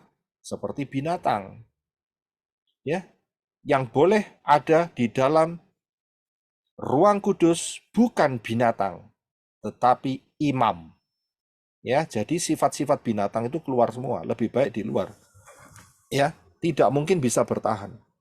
Ayat 17 dikatakan, supaya manusia Elohim. Ini unik, saudara. Ada manusia Elohim. Ya. Kalau saya lihat di sini, ini bukan suatu hal yang secara tiba-tiba diungkapkan oleh Rabi Saul, tetapi Rabi Saul ngerti akan prinsip ini. Manusia Elohim. Manusia yang dipenuhi dan dipimpin oleh Elohim. Menjadi sempurna, diperlengkapi untuk melakukan setiap perbuatan baik. Sudah bisa lihat manusia Elohim. Nah, kita akan lihat yang selanjutnya. Tapi saya akan mundur sebentar. Ya, manusia Elohim. Ruah Yahweh Elohim yang dikatakan oleh Rabi Saul, kalau kamu penuh dengan ruah Yahweh Elohim, hendaklah kamu juga harus dipimpin oleh ruah Yahweh Elohim. Kalau kamu penuh dengan Roh Kudus, ruah Yahweh Elohim, kamu juga harus dipimpin oleh Roh Kudus, ruah Yahweh Elohim. Saya bisa lihat, dan orang-orang yang penuh dan dipimpin ini adalah manusia Elohim. Jadi saudara paham di sini? Karena apa? Karena ada darah Yeshua. Sehingga ruah Yahweh Elohim tinggal di dalam kita. Yeshua mengatakan, aku tidak meninggalkan kamu sebagai yatim piatu. Akan tetapi, aku akan minta kepada Bapa untuk mengirimkan rohnya supaya dia tinggal di dalam kamu. Tinggal. Ya, bukan di luar kita, tidak. Tapi ruah Yahweh Elohim itu tinggal, stay di dalam hidup kita. Karena itu kita harus mau dipimpin. Nah, setelah kita masuk secara jiwa roh, yaitu manusia Elohim, maka next step, langkah selanjutnya adalah tabir. Saya lihat ya, kita sudah bicara soal keselamatan, ya, kita sudah bicara soal pendewasaan, dan yang mekanisme yang berikutnya adalah, ya, tolong di mute dulu ya. Ya, terima kasih. Yang berikutnya adalah tabir. Nah, kita lihat tabir ini dengan cermat. Ya, kita lihat. Nah, tabir ini itu adalah penyekat yang ada di dalam kemah pertemuan antara ruang kudus dan ruang maha kudus. Ruang kudus itu yang ada 3 benda, menorah, meja roti sajian, dan mezbah dupa. Ya, dan ruang maha kudus hanya 1 benda yang sebelah kanan, yaitu the Ark of Covenant, tabut perjanjian. Tabir ini memisahkan antara 2 ruang ini, ruang kudus dan ruang maha kudus. Dan kita akan lihat mekanisme kerjanya. Di dalam Matius 27 ayat 50, ya, Yeshua berseru dengan suara nyaring dan menyerahkan nyawanya. Ya, kita lihat di dalam sebuah realitanya saat Yeshua berseru dengan suara nyaring untuk menyerahkan nyawanya, yaitu Yeshua mati di atas kayu salib. Apa yang terjadi? Tertulis bahwa Matius 27:51. Silakan Henok untuk baca. Terima kasih. Dan lihatlah, tabir di tempat suci terbelah menjadi 2 dari atas sampai ke bawah. Ya, terima kasih. Saudara bisa lihat tabir ini terbelah. Terbelahnya bukan dari bawah ke atas, tapi dari atas ke bawah. Itu tandanya adalah karya Elohim, karya Bapak Yahweh, yang menyobek tabir ini dari atas. Dari atas itu dari Elohim, ke bawah, kepada manusia. Jadi disobek. Sehingga 2 ruangan ini menjadi 1, saudara. Sebelumnya kan ada 2 ruang kudus dan ruang maha kudus, karena ada tabir. Tapi saat Yeshua mati, ya, itu terbelah, terkoyak dari atas sampai bawah. Ini makna yang sangat luar biasa, ini kode yang sangat luar biasa. Mengapa? Begitu tabir ini terbelah, darah Yeshua menetes di tabut perjanjian yang tersembunyi di bawah di mana Yeshua disalibkan. Yang terjadi adalah ayat 52 dari Matius 27 ayat 52. Silakan Eno. Dan kuburan-kuburan terbuka, dan banyak orang kudus yang telah meninggal bangkit. Iya, makasih. Saudara bisa lihat, saat darah itu menetes di tabut perjanjian, ditutup pendamaian, maka kuburan-kuburan terbuka dan orang-orang kudus yang telah meninggal itu bangkit. Siapa mereka? Daud, kemudian Yosua, kemudian Abraham, Yisak, Yakov, Yesaya, Yehezkiel, Yeremia, Hosea, ya, Daniel, Hananya, Misael, Azaria, bangkit, saudara.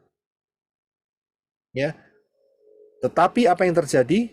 Mereka sebelum Yeshua keluar dari kubur, mereka tetap ada dalam gua-gua itu, menunggu selesainya 3 hari.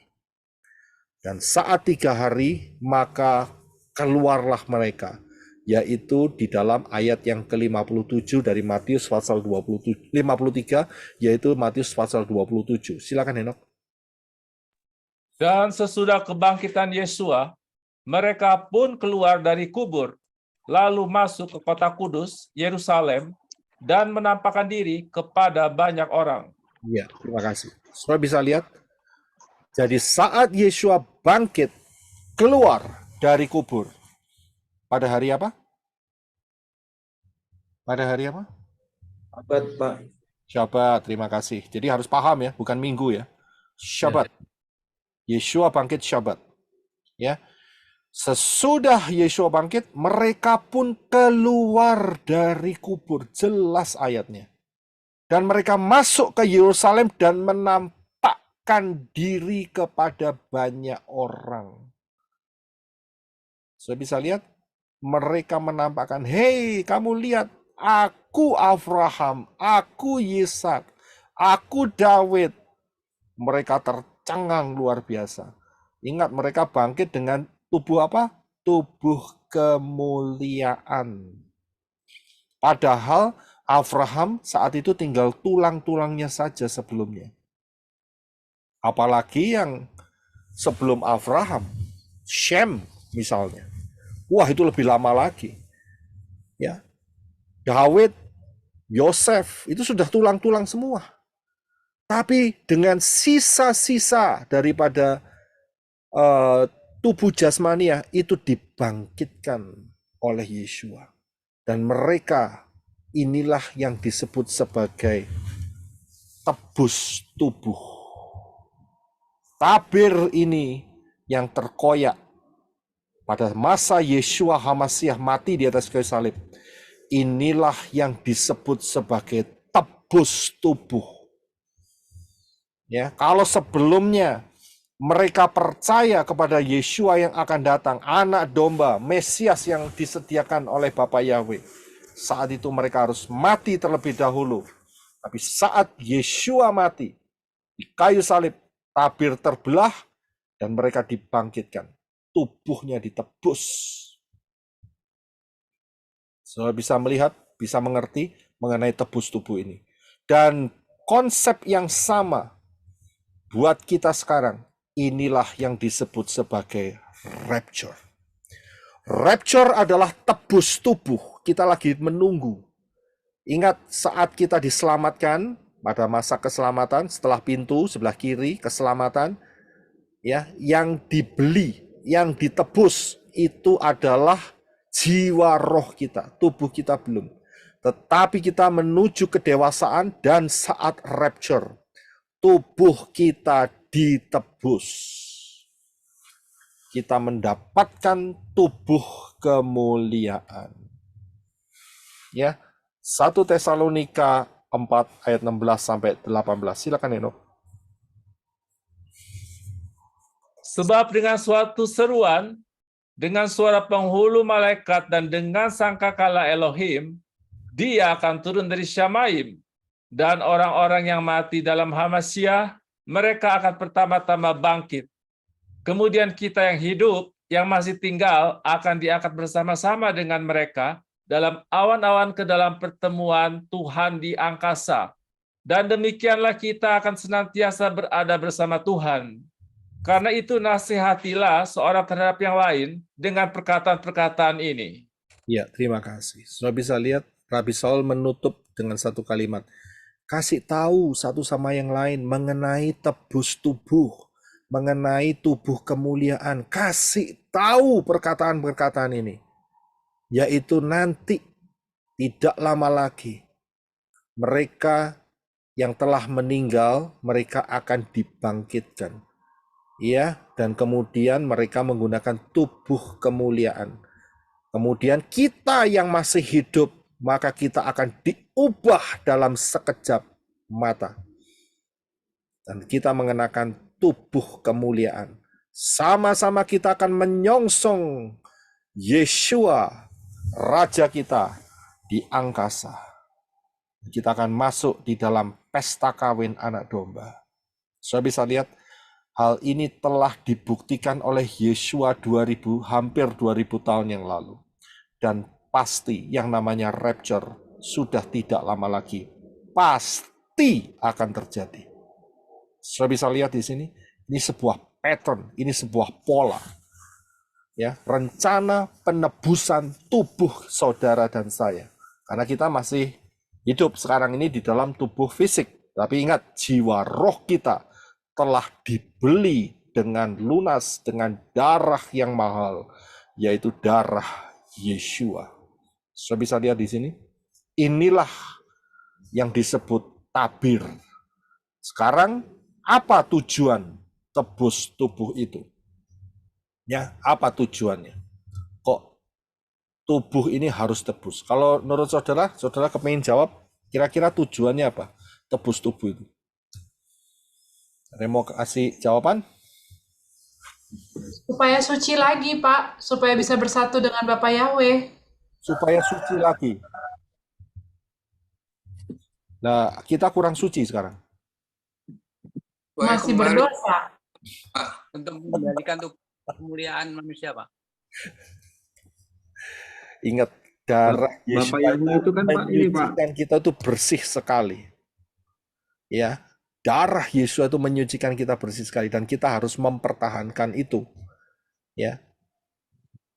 Ya, terima kasih untuk semua jawabannya. Terima kasih. Kita tutup mic sebentar ya.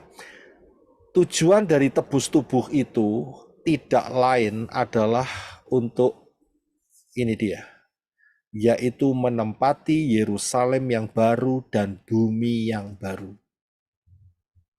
Ya, ingat bahwa saat penciptaan manusia, Elohim, Bapak Yahweh berfirman, marilah kita menciptakan manusia segambar dan serupa dengan kita. Itu maksudnya. Level kita itu selevel dengan Yeshua. Maksud saya selevel itu bukan berarti kita seperti Yeshua Elohim gitu, tidak. Ya, akan tetapi kita memiliki tubuh kemuliaan yang selevel dengan Yeshua. Karena Yeshua telah memiliki tubuh kemuliaan. Bapak Yahweh sendiri merangkul kita sebagai manusia yang dulunya berdosa. Kita dirangkul menjadi keluarga, menjadi family. Ya. Tubuh kita itu identik dengan tubuhnya Yeshua. Itu luar biasa. Malaikat tidak dapat kesempatan seperti ini. Inilah kedahsyatan rencana Bapak Yahweh. Menempati Yerusalem dan bumi yang baru. Saya sudah ungkapkan ini di dalam pengajaran kode rahasia angka 12. Saudara coba yang belum dapat, saudara cari di channel-channel kita ini sekarang ya untuk mempelajari. Nah, saya akan masuk sedikit lagi. Pertanyaannya, bagaimana nasib manusia ya, manusia-manusia yang menolak keselamatan yang disediakan Bapak Yahweh dalam Yeshua? Itu kan tadi buat mereka yang menerima. Bagaimana yang menolak? Saya berikan 3 ayat. Ya. Yang pertama ada di dalam Yesaya 66 ayat 24. Silakan Eno. Dan mereka akan pergi keluar dan melihat mayat orang-orang yang telah memberontak melawan aku, karena ulat-ulat mereka tidak akan mati, dan apinya tidak akan padam, dan mereka akan menjadi suatu kebencian atau kengerian bagi semua yang hidup. Iya, terima kasih. Saudara bisa lihat di Yesaya 66, ini Fatsal 66, yang terakhir, mengenai Gehenna. Kalau cuma ngelihat mayat bangkai, lah buat apa? Nggak ada maknanya, ya sudah jadi bangkai. Ya, tapi ingat ayat ini tidak bisa berdiri sendiri. Ya, karena apa? Kita akan lihat selanjutnya, nanti saudara akan jelas sekali, yaitu di dalam Wahyu 20 ayat 13. Silakan Eno. Dan laut menyerahkan orang-orang mati dari dalamnya. Juga maut dan alam maut menyerahkan orang-orang mati dari dalamnya. Dan mereka masing-masing dihakimi sesuai dengan perbuatan mereka. Iya, terima kasih. Saudara bisa lihat di dalam Wahyu 20:13. Setelah bumi ini dihancurkan oleh api, bumi ini tidak ada lagi. Akan tetapi kalimat ini tertulis. Ya, laut menyerahkan orang-orang mati. Ingat, laut ini bukan lautan sekarang, tidak. Yang dimaksud laut ini adalah dunia orang mati. Ya. Juga maut dan alam maut menyerahkan orang-orang mati. Ya. Jadi laut itu mewakili jumlah orang yang banyak. Ingat, saat itu adalah penghakiman terakhir, yaitu perang Gog dan Magog. Itulah yang dimaksud sebagai laut. Kemudian alam maut dan maut, yaitu alam penyiksaan, di mana orang kaya itu tersiksa. Saya sudah jelaskan ini di dalam pengajaran penjara roh-roh. Sudah coba lihat di sana ya, penjara roh-roh. Mereka menyerahkan orang mati ke dalamnya. Dan mereka masing-masing dihakimi sesuai dengan perbuatan mereka. Pertanyaannya, lah orang sudah mati oh dihakimi. Saya bisa lihat, apa nggak salah sih ayat ini? Orang mati loh kok dihakimi. Dihakimi sesuai dengan perbuatan. Ingat, ayat ini tidak bisa berdiri sendiri. Ya, jadi kita akan lihat ayat yang ketiga, yaitu di dalam Daniel 12 ayat 2. Silakan Eno. Banyak di antara orang-orang itu yang tidur di dalam debu tanah akan bangun. Sebagian untuk mendapat hidup yang kekal, sebagian untuk mendapat kehinaan dan kengerian kekal. Ya, terima kasih. Inilah jawabannya. Daniel 12 ayat 2. Banyak di antara orang-orang itu yang tidur dalam debu tanah. Ya, akan bangun.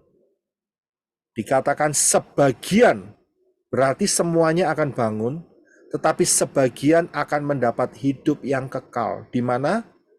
Di dalam Yerusalem yang baru atau di bumi yang baru. Ayat ini tidak berhenti sampai di sini, tetapi dilanjutkan. Sebagian akan bangun untuk apa? Mendapat kehinaan dan kengerian kekal.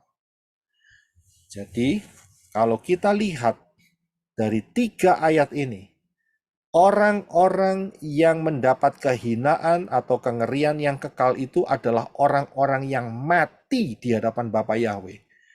Bapa Yahweh untuk orang-orang yang percaya kepada Yeshua tidak pernah menggunakan kata mati, tetapi kata tidur. Ya, tetapi untuk orang-orang yang terhilang, Bapa Yahweh menggunakan kata mati karena tidak punya hubungan. Dan orang-orang ini disebut sebagai bangkai. Mengerikan sekali, saudara. Jadi mereka juga akan dibangkitkan, saudara. Orang-orang yang menolak Bapa Yahweh, menolak Yeshua HaMashiach, ya, akan juga dibangkitkan. Tapi untuk apa? Untuk menerima kehinaan yang kekal. Kapan itu? Tidak lain pada saat the white throne judgment, pengadilan tahta putih. Dan disitulah mereka akan diseret oleh malaikat-malaikat, ya, dan mereka akan dibuang di dalam lautan api dengan tubuh mayat, yaitu yang tadi dikatakan sebagai bangkai. Jadi mereka juga dibangkitkan loh. Orang-orang yang menolak Bapa Yahweh dalam Yeshua. Saudara jangan pikir mereka nggak dibangkitkan. Firman Dafar Elohim mengatakan dibangkitkan. Ngeri sekali. Ya, kita kena api saja sudah, ya, bahasa Eskimo-nya itu ginjal-ginjal. Tahu ya ginjal-ginjal? Ginjal itu bukan kidney ya. Ginjal-ginjal itu lompat-lompat, saudara. Kena api ya. Kena api yang di kompor ya. Rasanya panas, kulitnya melempuh. Apalagi ini disebut sebagai bangkai. Dibuang, jadi rohnya disatukan kembali, saudara. Dengan sisa-sisa tubuhnya. Dan dimasukkan lautan api. untuk selama-lamanya. Dan ini hidup, saudara.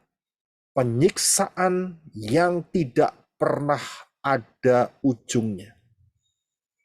Kekal.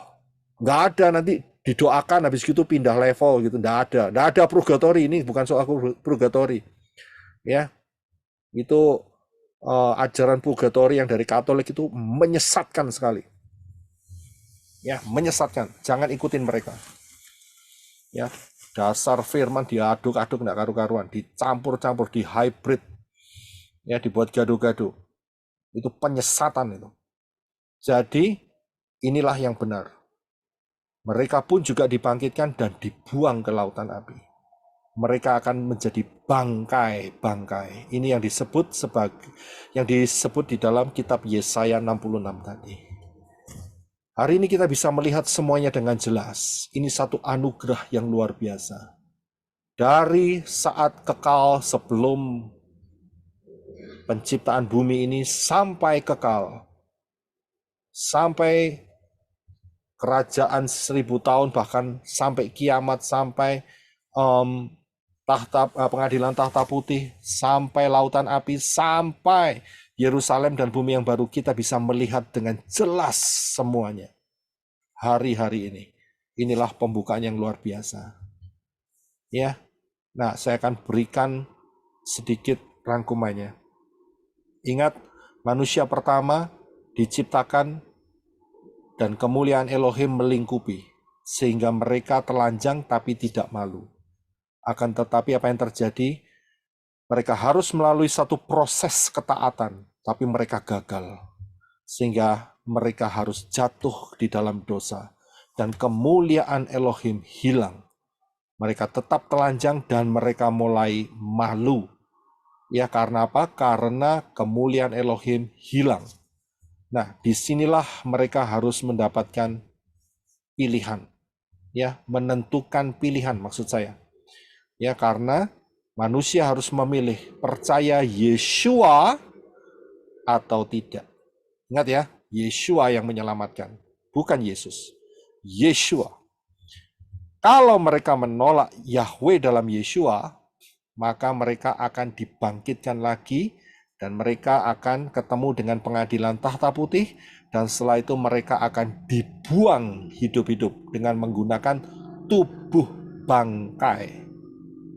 Ya, dan ini hidup, saudara. Akan tetapi, kalau menerima, beriman dan menerima, orang tersebut akan makan dan minum dengan makan tubuh Yeshua dan minum darah Yeshua. Dia akan menjadi manusia Elohim yang penuh dan dipimpin oleh Ruach Yahweh Elohim. Maka di dalam perjalanannya tidak lama lagi akan rapture. Dan inilah yang disebut sebagai tubuh kemuliaan, tebus tubuh, ya. Jadi tubuhnya ditebus, ya, dengan destiny, yaitu tubuh kemuliaan. Tebus tubuh adalah tubuh kemuliaan, ya. Jadi saudara paham mengenai materi ini. Mau pilih mana? Mau pilih dunia atau rapture? Ya, ini terserah saudara. Di tangan saudara ada pilihan. Ingat, setiap pilihan ada konsekuensi. Ya, kalau mungkin saudara saya berikan, mau pilih dunia atau rapture? Saya yakin saudara pilih rapture, ya. Tapi kalau saya tunjukkan ini, mau pilih keluarga atau rapture? Pilih mana? Rapture. Saudara bisa lihat, ini nggak gampang. Rapture. Ini nggak gampang. Saya mendapatkan banyak masukan, ya, suami yang tidak percaya kepada Bapa Yahweh dalam Yeshua, istri yang tidak percaya kepada Bapa Yahweh dalam Yeshua.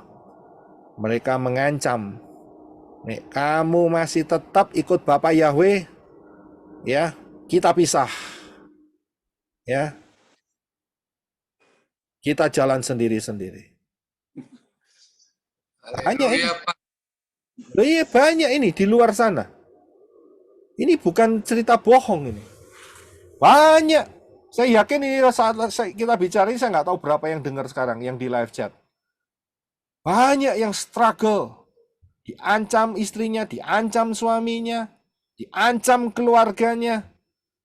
Ya, mereka malu karena mereka tidak mau beribadah kepada Yesus lagi. Ya, memang kita sudah tahu Yesus itu adalah dewa pagan. Ya kan? Karena lahirnya 25 Desember. Nah, kita ngikutin yang benar, Yeshua. Lahirnya Sukot. Udah jauh beda. Sudah bisa lihat, ini merupakan satu struggle. Orang tuanya mengancam, anaknya mengancam. Ya kan? Putus hubungan darah. Pilih mana? Rapture atau keluarga? Rapture. Pasti rapture, Pak. Rapture. Saya bisa lihat, inilah masa di mana anak-anak Bapak Yahweh diuji. Dan ujiannya nggak main-main. Keluarga yang dipakai oleh setan. Saya berikan 2 ayat.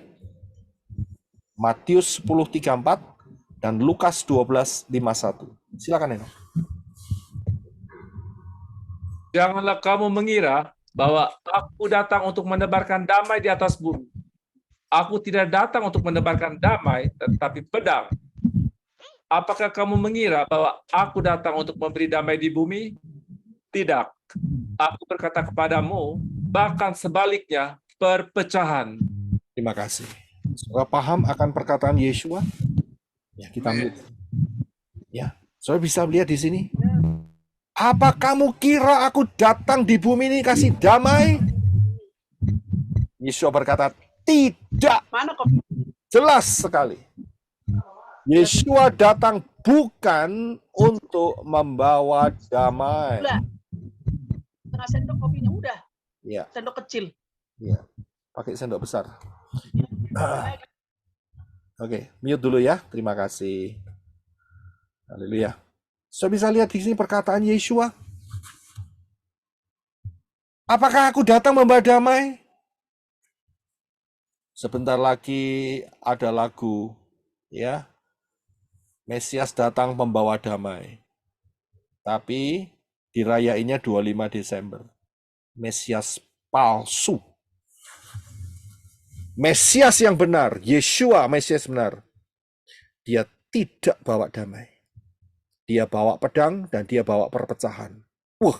Saudara harus paham akan hal ini. Saudara bisa lihat, siapakah ibuku, siapakah saudara-saudaraku, itu perkataan Yeshua. Dia tunjuk kepada perempuan-perempuan dan laki-laki yang mau mendengarkan dan taat akan daftar Elohim. Inilah ibuku, inilah saudaraku laki-laki, dan inilah saudariku perempuan. Saudara bisa lihat di sana. Kalau saudara mau rapture, saudara harus lulus dalam hal ini. Saya akan tutup dengan hal ini. Apa yang saudara lihat akhir-akhir ini bukan satu hal yang remeh. Minggu barusan, Rusia bertemu dengan delegasi Iran dan Hamas. Ngomongnya mereka akan mencoba mencari keluar untuk membebaskan tawanan. Iya kan? Saya bilang itu omong kosong.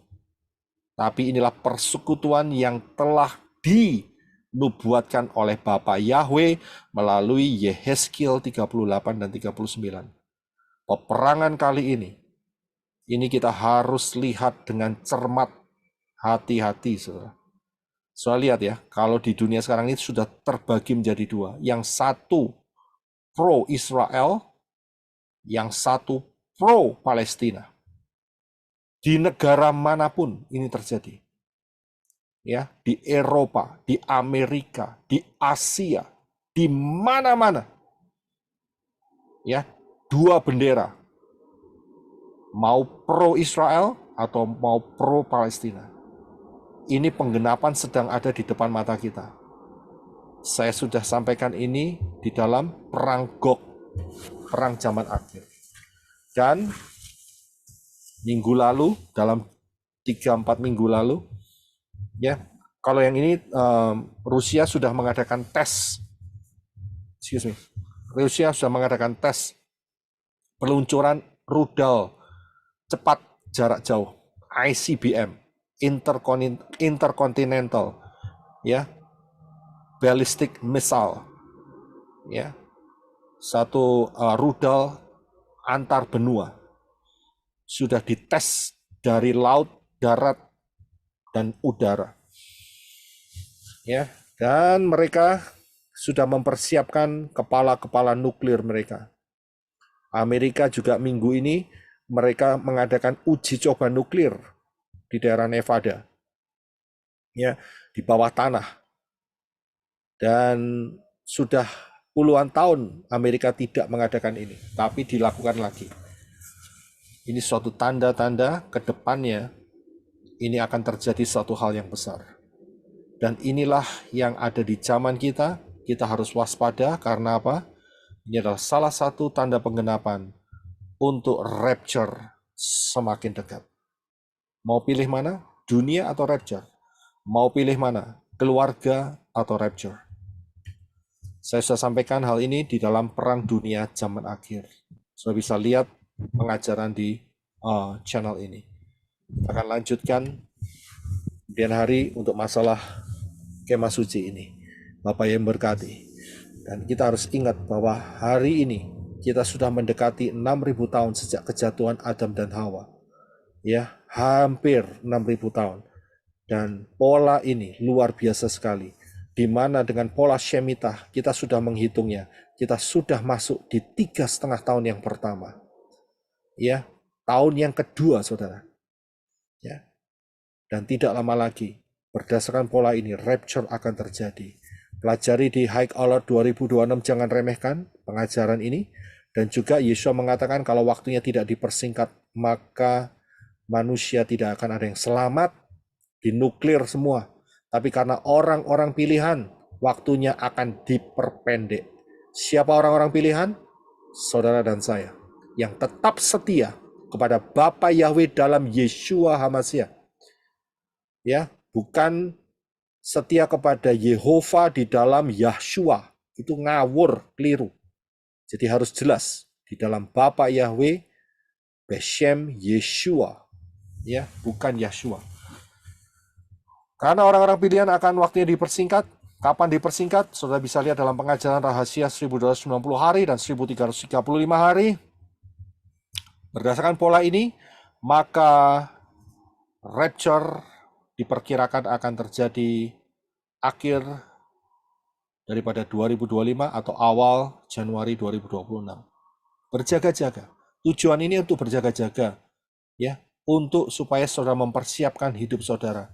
Berjaga-jaga. Karena itu barang siapa yang belum masuk di dalam pintu yang benar, yaitu Yeshua, Yod Shin Waw Ayin, bukan Yesus, ya, maka segeralah masuk karena keselamatan datang dari bangsa Yehudi melalui Yeshua. Dan siapa berseru dalam nama Yahweh akan diselamatkan. Masuk dalam baptisan pembaharuan. Jangan keras hati. Ya, bahasa Indianya itu cengkal. Tahu ya, cengkal. Ndablek cengkal. Ya, tegar tengkuk. Ya, tidak mau mentaati. Nah, jadi saudara masuk dalam baptisan pembaharuan harus dilepaskan dari sesembahan yang bukan dari Israel.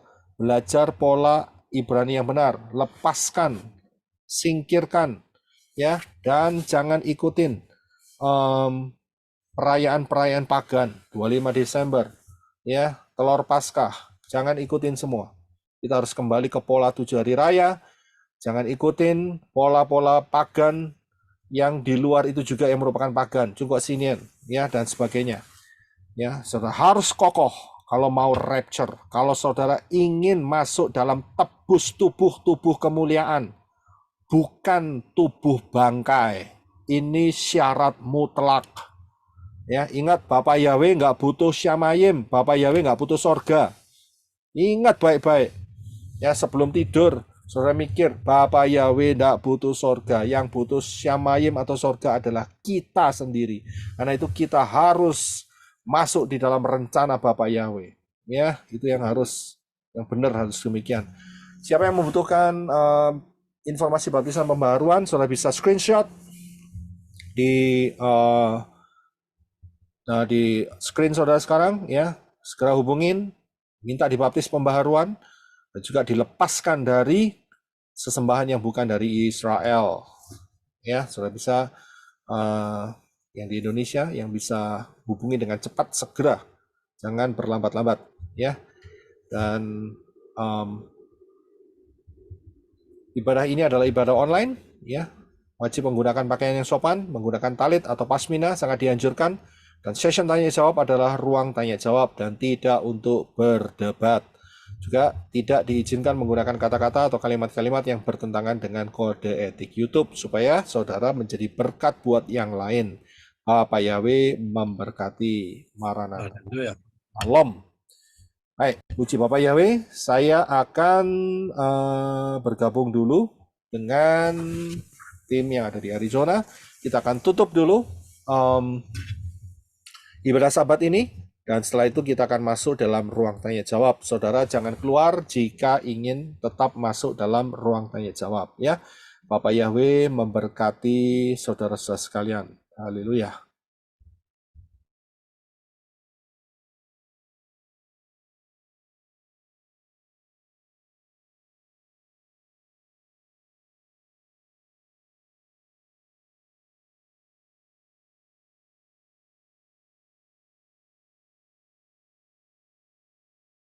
Ya, ngikutin ibadah dari awal sampai selesai.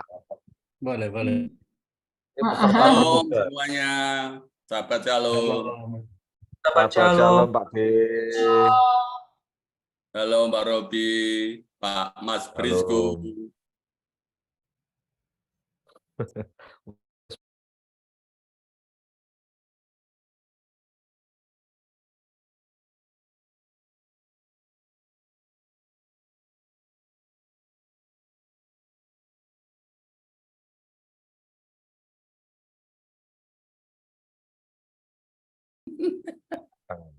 Aku belum ada yang keladinya, open bahasa cam. Jawanya apa Pak?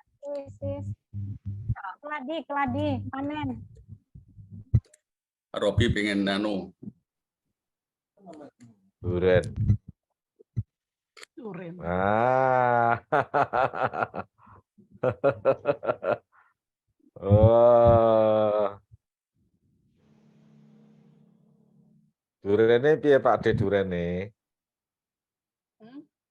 Durennya masih berbunga tapi kena panas, banyak yang jatuh bunganya Pak Robi.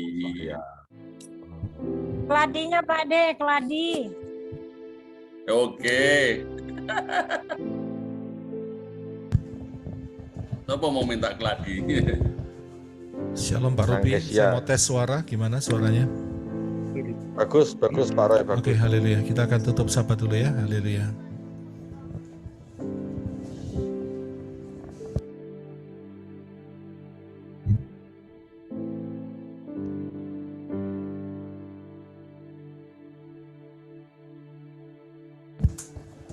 Ya, haleluya. Puji Pak Yahweh. Terima kasih untuk teman-teman yang telah bergabung di dalam ibadah hari ini, baik yang di streaming, baik yang juga ada di live chat, ya, dan juga yang akan mendengar. Bapak Yahweh memberkati saudara sekalian. Kita akan masuk di dalam doa penutup. Terima kasih Bapak Yahweh yang kami sembah dalam nama Yeshua HaMashiach. Biar kebenaran firman-Mu tertanam dalam kehidupan kami, berakar, bertumbuh, berbuah, menuntun hidup kami. Ruah Yahweh Elohim senantiasa menuntun kami.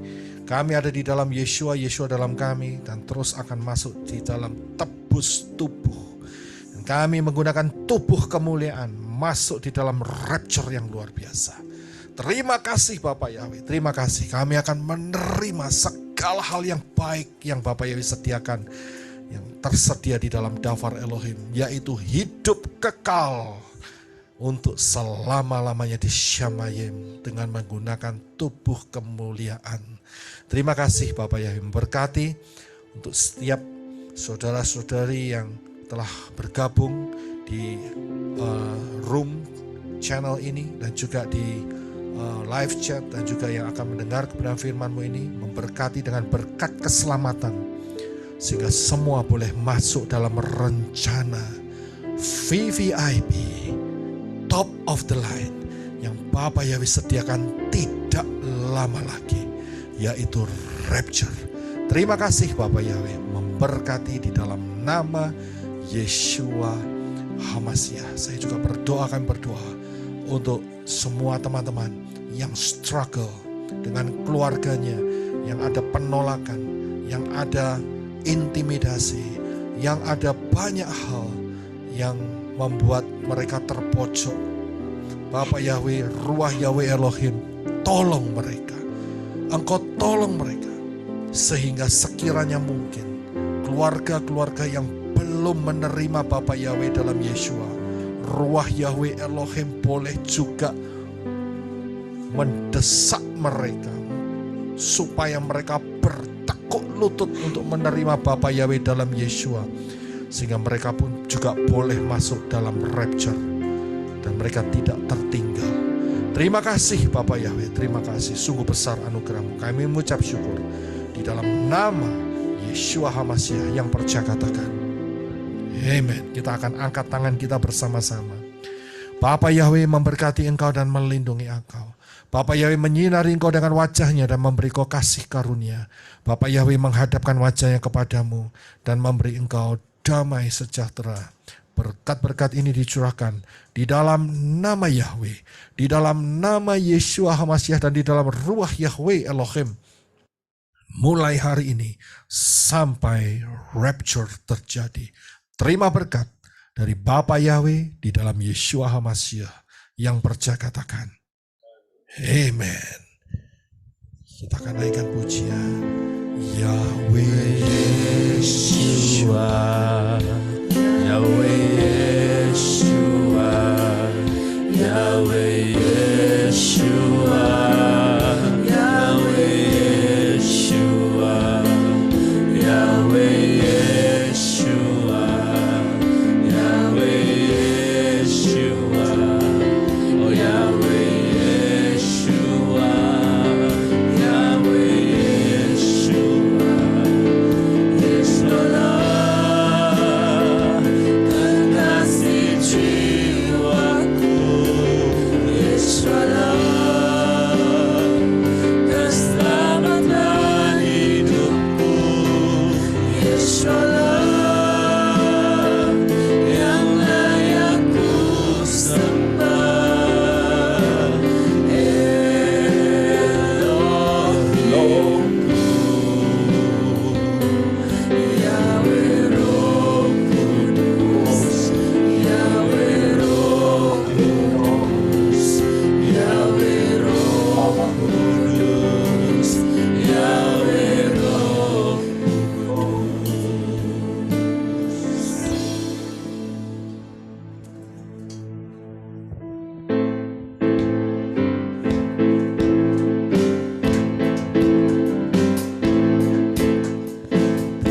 Yahweh, hai segala bangsa, banggakanlah Dia, hai seluruh umat. Sebab kasih setianya dahsyat atas kita, dan kesetiaan Yahweh untuk selamanya. Pujilah Yahweh, hai segala bangsa, banggakanlah Dia, hai seluruh umat. Sebab kasih setianya dahsyat atas kita, dan kesetiaan Yahweh untuk selamanya. Haleluya, haleluya, haleluya, haleluya.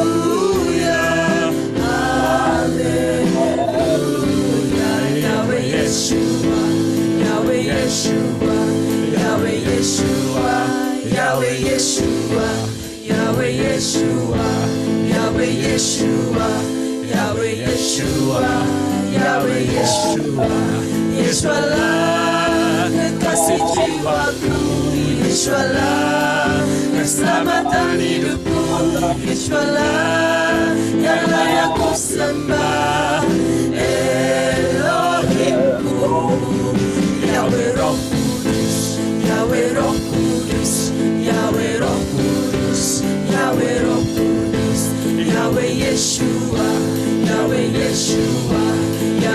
Yeshua, Yahweh Yeshua, Yahweh Yeshua, Yahweh Yeshua, Yahweh Yeshua, Yahweh Yeshua, Yesualah kekasih jiwaku, Yesualah keselamatan hidupku, Yesualah yang layak ku sembah, Elohimku, Yahweh Roh Kudus, Yahweh Roh Kudus, Yahweh Roh Kudus, Yahweh Roh Kudus. His name is Yahweh, His name is Yahweh. Behold the nail, behold the hand, our God is Yahweh. His name is Yahweh, His name is Yahweh. Behold the nail, behold the hand, our God is Yahweh, our God is Yahweh,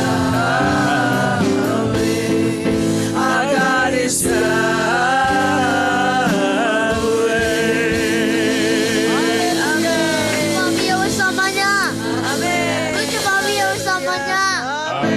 Haleluya, puji Bapak Yahweh.